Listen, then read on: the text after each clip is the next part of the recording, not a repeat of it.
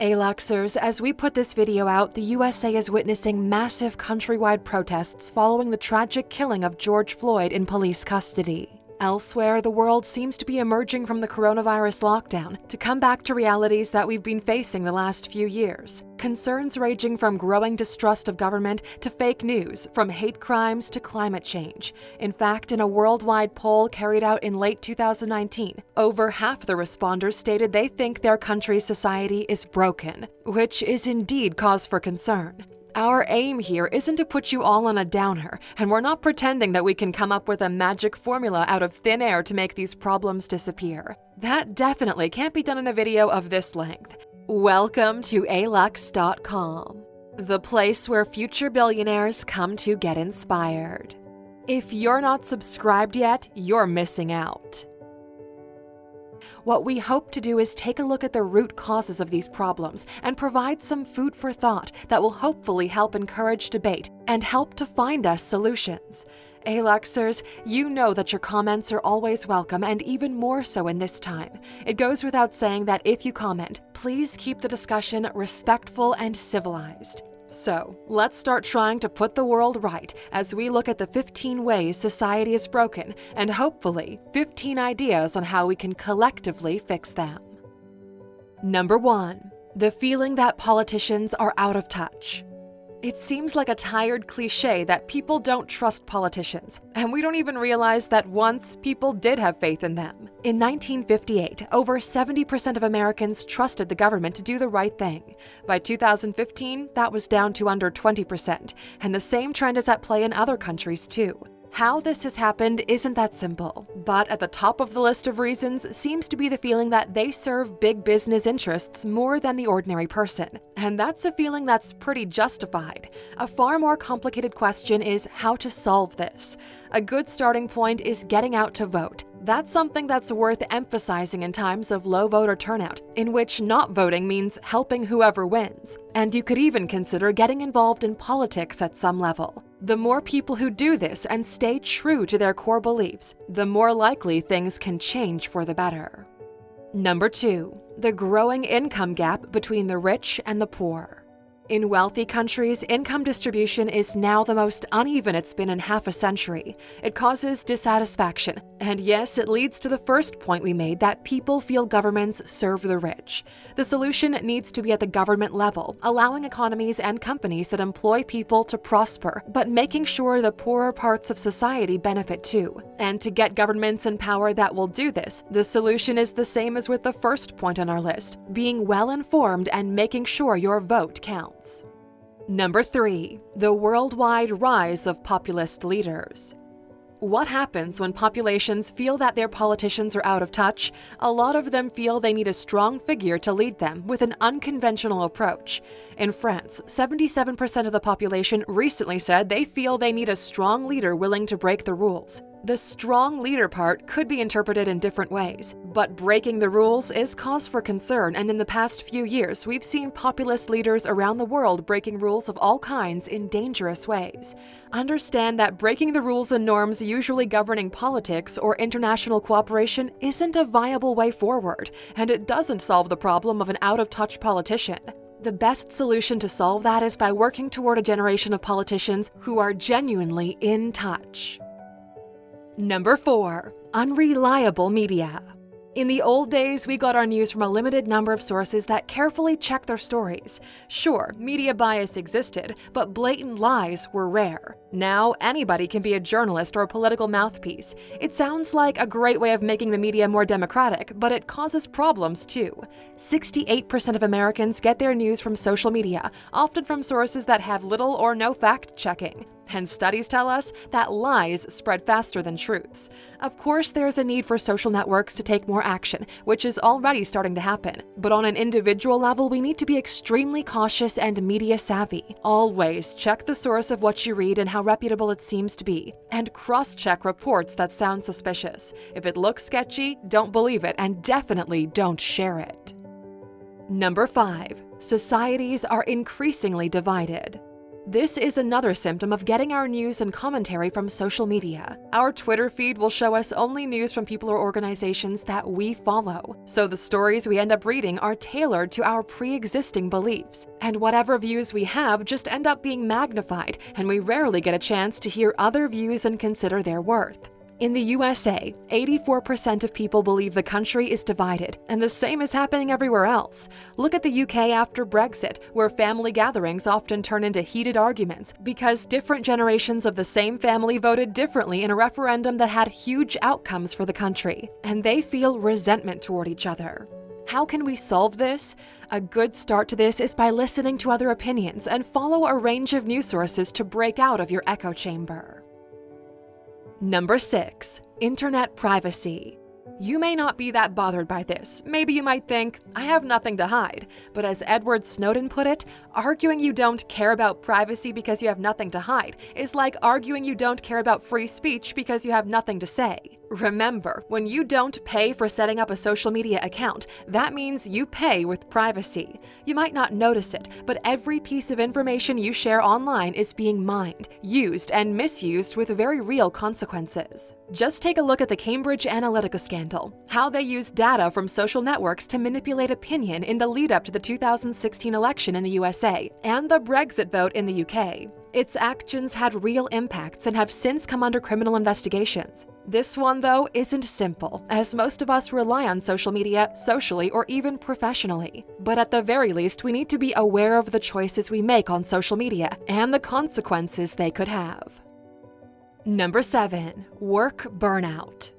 More and more people are feeling burned out by their jobs. Burnout has even been classified as a medical diagnosis by the WHO. In an ever-competitive world, symptoms include being unable to sleep, feeling exhausted and pessimistic, losing motivation, and even forgetfulness. Solutions can be difficult. We can't wave a magic wand and make work culture disappear.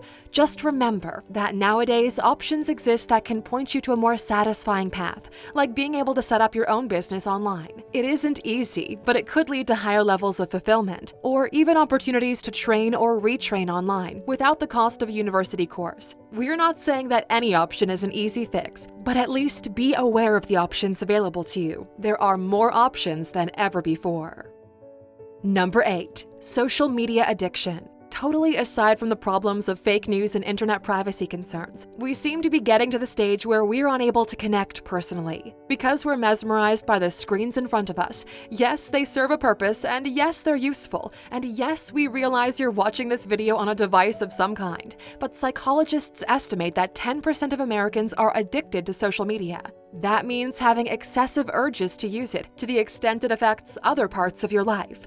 Be aware that it's a problem. Try to limit your screen time and enjoy what's going on in the real world outside of your device. Number 9. Racism. Few people nowadays are willing to express outwardly racist opinions, unlike a century ago when it was pretty normal to do this. But we still have such a long way to go, and it's a sad fact that racism still exists in many ways that vary from country to country. It could be in ways that have devastating consequences, as we're seeing with the tragic events that have led to the Black Lives Matter movement in the United States. In some countries, it might be more skin color may affect the result of job interviews, and salaries get skewed in favor of a particular skin color, almost always the lighter skin color. There are complexion issues at play, but be aware of your own prejudices. We all have them, and try your best to overcome them. Number 10. Hate crimes. We just said that most people don't express openly racist views, but unfortunately there are those who do and take pride in these sickening views. And over the last 5 years, opinions like these have been going up in many countries, and so have hate crimes. Most of them are based on race or ethnicity, followed by religious affiliation or sexual orientation. There's no doubt that these have been fueled by the rise of echo chambers, where people can get radicalized in horrible opinions. And true, poverty and failure of educational systems don't help, as people who feel marginalized seek the refuge of extreme ideologies. Solving this one probably requires us to solve all of those problems first, and also being absolutely firm and not tolerating opinions that are unacceptable. Number 11. Obesity and diabetes rates. As we work harder and spend more time in front of screens, stress levels go up and energy levels go down. Health problems like these are on the rise. Overall, health is getting worse and it's driving life expectancy down. On a personal level, you've got to take responsibility. Watch what you eat and don't skip exercise. Number 12. Drug epidemics. In the USA, the opioid epidemic has doubled in the past decade, with 130 people dying from overdoses every day. It's bound to be fueled by rising levels of stress and poverty as people seek an outlet from the harsh realities of life. So solving it requires solving those problems too. But it's interesting to note that countries with more liberal drug policies tend to have this problem better under control. Case in point, Portugal, which had high rates of drug addiction in the 90s. In 2001, they decriminalized all drug use and began treating drug addiction as a medical problem rather than a crime. The result? Amazingly, drug use, drug-related deaths, drug-related crimes, and HIV infection miraculously went down. Number 13. Traffic. While we're feeling more burned out, things like the amount of time we spend in traffic commuting aren't exactly helping. People who drive on a regular basis spend 54 hours a year sitting in traffic. That's 1,000 hours in wasted time and fuel. It causes stress and, of course, increased pollution. And studies show that ride-sharing, convenient as it is, actually makes traffic worse. It seems that a possible way forward has come from the most unlikely of sources, the coronavirus pandemic. Working from home and teleconferencing have their problems, but they do provide a way out of this one. Number 14. Increasing isolation of countries.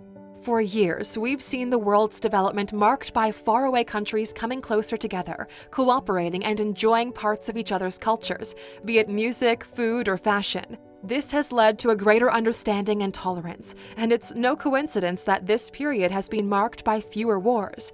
At the same time, more and more problems are ones that need to be solved on a global level, not just fixing the environment, and yes, the coronavirus pandemic. We've seen so much progress toward working together. Now it seems to be reverting to more isolationism, and the local version of this? Growing distrust of immigrants. This makes no sense. The world has benefited hugely from being more interconnected. Splitting it apart just doesn't seem right. Be proud of the country or region you're from, but see yourself as a part of a global community as well.